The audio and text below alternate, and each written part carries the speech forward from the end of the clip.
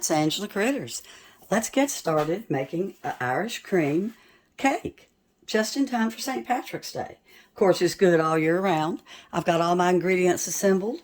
It starts off with a simple yellow cake mix, but first we get our bundt pan. We're going to grease and flour it, and we're going to drop a cup of chopped pecans in it. We're going to be using a package of vanilla pudding with the cake mix. We've got 3/4 of a cup of Bailey's Irish cream liqueur. Actually, it's not Bailey's. I'm too cheap. Bailey's was $32 and this was not, so we're going with Brady's. I don't drink liqueur, so I went with the cheaper one. I Googled it and it said it would be a good substitute, but you're supposed to add a pinch of salt. So let's do that real quick. I don't know why, but it said to add salt if it's not Bailey's. And then we've got a 1/4 cup of water and 4 room temperature eggs I've already got beaten. And it's a real simple glaze we're going to make afterward. All it is granulated sugar, more Irish cream liqueur, melted butter, and you just stir it up and pour it over. And I love icing made with granulated sugar. You don't get them very often. So let's get started. A few years ago, cake mixes shrunk from 18.25 ounces to 15.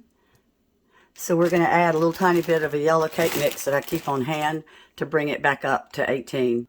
So let's get our ingredients added into the cake mix. First, we're going to put in the vanilla pudding. A lot of times, because the cake mix is shrunk, I add a box of vanilla pudding to bring it up to the 18. But since this has pudding in it, I used cake mix. I don't know why they had to shrink cake mixes. It really changed cakes. When they shrunk Lifesavers years ago, that wasn't a big deal, but to shrink a cake mix? I never got it. Okay, so here goes my oil, and I use real vegetable oil for this, not olive or avocado oil. So that's 1/2 cup. All the ingredients for the cake go in together except the pecans, which go in separately. And we've got my room temperature 4 beaten eggs.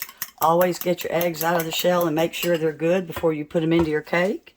You don't want to have to throw out your whole cake if the eggs have gone bad, especially as expensive as stuff is. All right, then we've got water, 1/4 cup of water. And we've got the Irish cream liqueur, and that is 3/4 of a cup. All right, let's get mixing. And remember, stop every now and then and bring your spatula and push your batter down.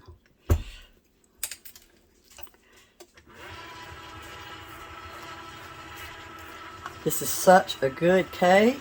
It makes real good cupcakes too, but my original recipe did call for a bundt cake. And I put a tiny, tiny little bit of Watkins vanilla in it, since I'm not using Bailey's Irish liqueur. Let's turn this up. This batter is the most beautiful color.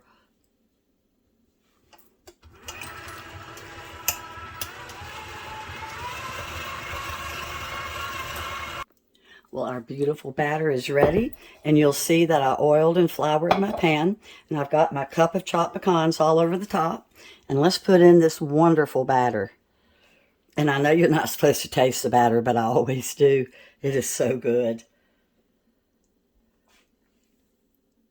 Well, my cake's going in, and I did a real no-no. I accidentally brought some of the pecans up into the batter, but it won't matter. I'm giving this to a friend. She won't care.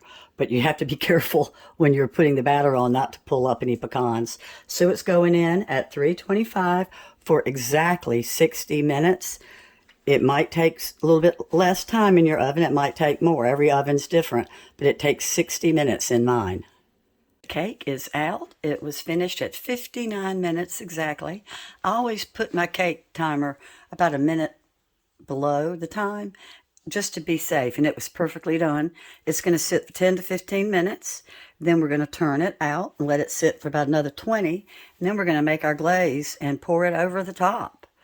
Here comes the big question. Is it going to turn out okay? Let's put it on the wire rack. Please come out. It doesn't feel like it is. Oh no. Oh no. Keep your fingers crossed. Oh, I hope it does. This is a present for a friend.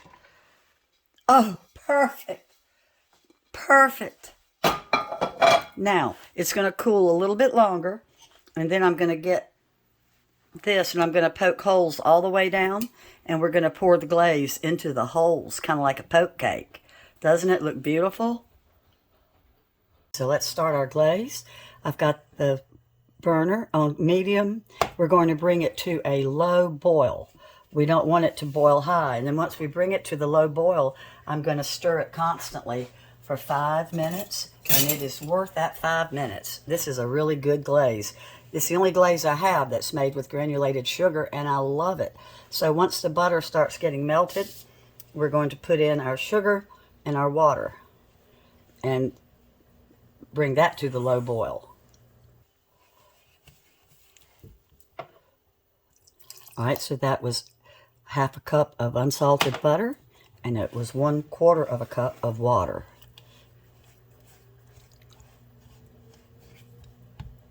All right, so we've got our low boil going. I'm going to turn it down a little bit, and I'm going to stir it constantly. And we don't put the Irish cream liqueur in until after we finish boiling it, because we don't want to lose that good alcohol taste. It'll not taste near as good if you heat it up. So we are waiting to the end. So I'm going to be stirring for 5 minutes, and I'll be back. And I really do stand here the whole time and stir. But it makes this glaze so good. And you're going to reserve a little bit of the glaze because it's really good drizzled over some of the cake slices when you're going to eat the cake. And you'll be glad that you saved some of it. Oh. All right, so let's poke some holes in this cooled cake. If you have a skewer, you can use a skewer, because this pretty much is a skewer. And I'm being careful. I don't want the cake to fall apart. But you do want this wonderful glaze to ooze down inside this good cake. So it is kind of a poke cake, I guess you would say. All right. Here we go. Let's pour in our liqueur.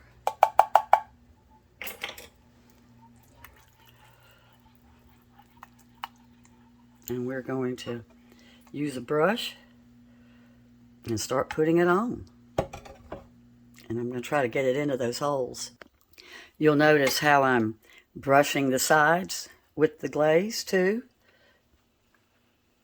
Since this cake really doesn't have an icing, I want to make sure and get the whole thing covered in the glaze to give it the sweetness. The glaze is so good. So I glazed the entire cake, and I'm going to come around, I'm going to do it a second time. And the glaze will harden up, and it'll keep the pecans on top.